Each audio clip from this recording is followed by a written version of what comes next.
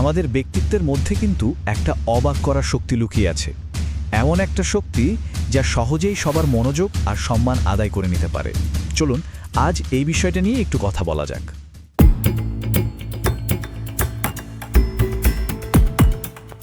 কখনো কি মনে হয়েছে কেন কিছু মানুষ একটা ঘরে ঢোকার সাথে সাথেই সবার নজর তাদের দিকে চলে যায়? তাদের কথা সবাই যেন মন্ত্রমুগ্ধের মতো শোনে, আর তাদের উপস্থিতিটাই পুরো পরিবেশটাকে বদলে দেয়। ব্যাপারটা কি বলুন তো? এর পেছনের আসল রহস্যটা হলো তাদের ব্যক্তিত্ব।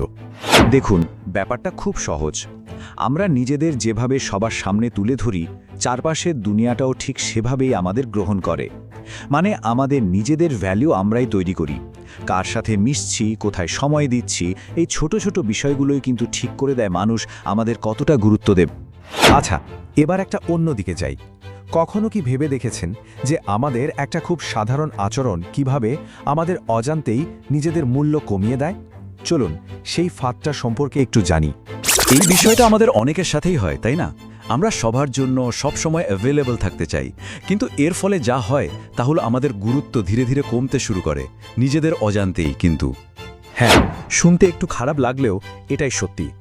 যখন কেউ সবসময় সবার জন্য সহজলভ্য হয়ে যায়, তখন মানুষ তাকে কম গুরুত্ব দিতে শুরু করে। কারণ খুব সহজেই যা পাওয়া যায় তার কদর কিন্তু কমে যায়। আর এই যে সবসময় সহজলভ্য থাকা, এর পিছনে একটা বড় কারণ হলো এই মুখোশটা। আমরা প্রায়ই একটা মুখোশ পরে থাকি, ভাবি যে যদি সবার কথা শুনি, সবাইকে খুশি রাখি, তাহলে সবাই প্রশংসা করবে, হাততালি দেবে। এই যে অন্যকে খুশি করার চেষ্টা, এটাই আমাদের আসল সত্তাটাকে আড়াল করে রাখে। আমাদের ভেতরে, মানে সবার ভেতরেই কিন্তু এই দুটো সত্তার একটা লড়াই চলে। একদিকে থাকে আমাদের মুখোশটা, যা শুধু অন্যের প্রশংসা চায়, অন্যদের খুশি করতে গিয়ে নিজেকেই হারিয়ে ফেলে। আর অন্যদিকে থাকে আমাদের আসল আমি, যে নিজের শক্তি আর দুর্বলতা দুটোই জানে, এবং ভুল হলে সেটা স্বীকার করতে একটুও ভয় পায় না।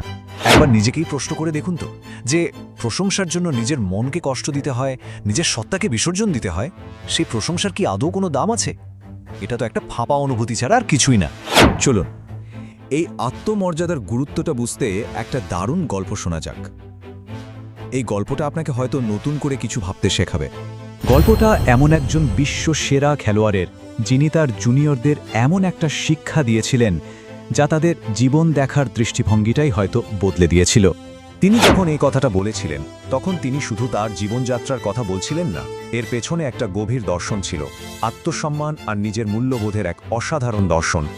না, এটা কোনো অহংকার ছিল না।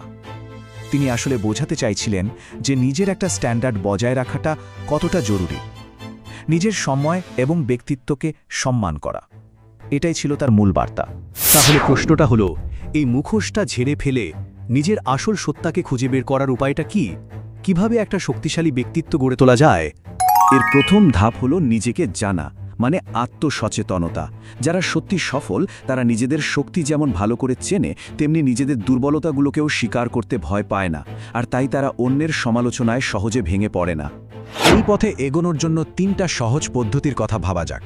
প্রথমত, অন্যরা কি ভাবছে তা নিয়ে অতিরিক্ত চিন্তা করা বন্ধ করতে হবে, কারণ সবাইকে খুশি রাখা অসম্ভব।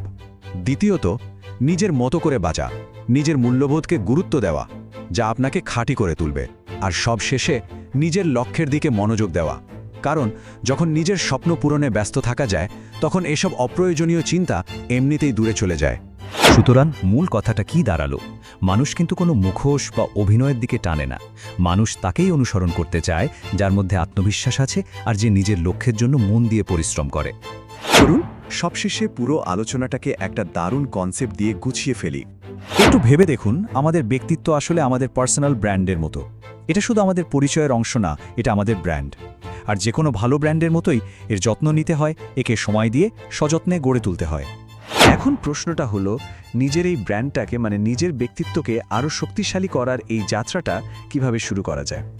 একবার ভেবে দেখুন, এই দৃষ্টিভঙ্গিটা জীবনটাকে কতটা বদলে দিতে পারে।